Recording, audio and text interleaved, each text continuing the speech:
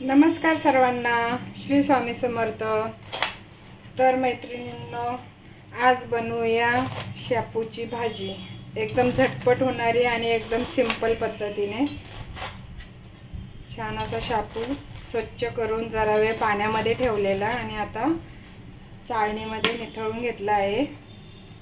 आता कापून घेते। शेपू छान असा कापून घेतला आहे। आता मी इथे घेतला आहे लसूण, 4 हिरव्या मिरच्या,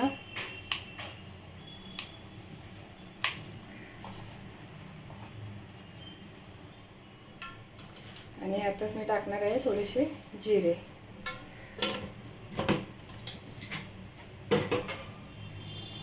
बारीक करून घेते।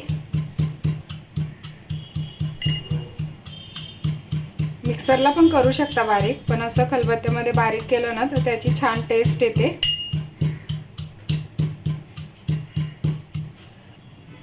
तेल टाकून घेते कढईमध्ये।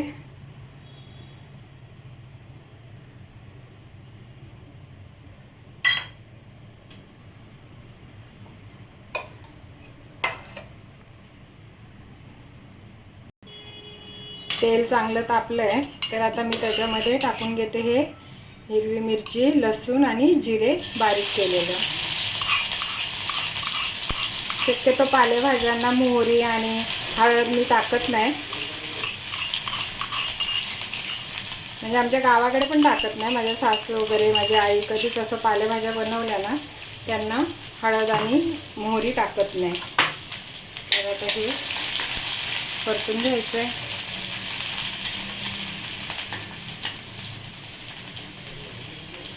खूप सिंपल आणि साधी रेसिपी आहे, पटकन होते। आता बघा हे परतलंय, त्याच्यामध्ये शेपू टाकून घेते भाजी।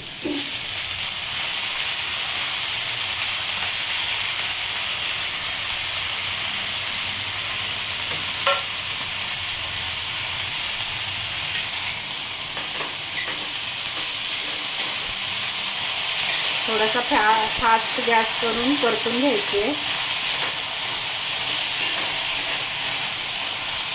गॅस बारीक करूया। तर मी याच्यात टाकून घेते मीठ एकदम थोडं टाकायचं, कारण शिजल्यानंतर भाजी ही खूप कमी होते। कोणत्या पण पालेभाजीला मीठ कमीच टाका।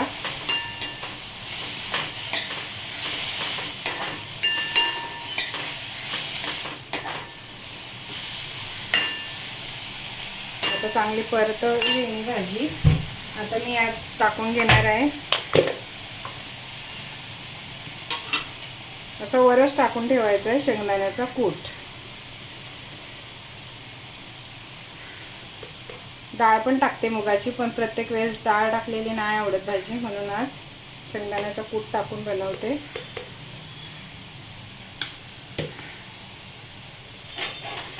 आणि आता हा मिक्स नाही करायचा, आता हे असंच याच्यावरती झाकण ठेवायचं आहे 2-3 मिनिटं। परत एकदा हलवून घ्यायची।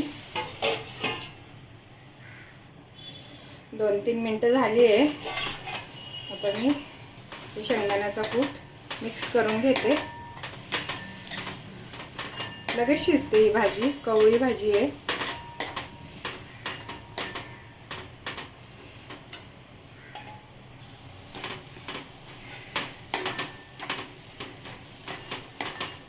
आता अजून 2 मिनिट झाकून ठेवायचं आणि मग झाली भाजी तयार। तर बघा बऱ्यापैकी शिजली आहे, तरी पण अजून शेंगदाण्याचा कूट आता मिक्स केलाय ना, तर अजून 2 मिनिट झाकून ठेवते। तुम्ही नक्की अशा प्रकारे भाजी बनवून बघा, खूप टेस्टी बनते। 2 मिनिट झाली आहे, तर आता बघा किती छान भाजी तयार झाली आहे। मस्त अशी भाजी तयार झाली आहे बघा। किती एवढीशीच भाजी झाली, म्हणून मीठ आहे ना कोणत्या पण पालेभाजीला टाकताना एकदम थोडंसं टाकायचं, कारण शिजल्यानंतर भाजी एवढीशीच होते। आता ही अर्धी कढई भाजी होती, आता ही शिजून एवढीच झाली आहे। तर तुम्ही पण अशा प्रकारे नक्की भाजी बनवून बघा। शेपूची भाजी खूप टेस्टी बनते। तुम्हाला जर आवडलं असेल तर माझ्या चॅनलला लाईक करा, शेअर करा, सबस्क्राईब करा। थँक्यू सगळ्यांना।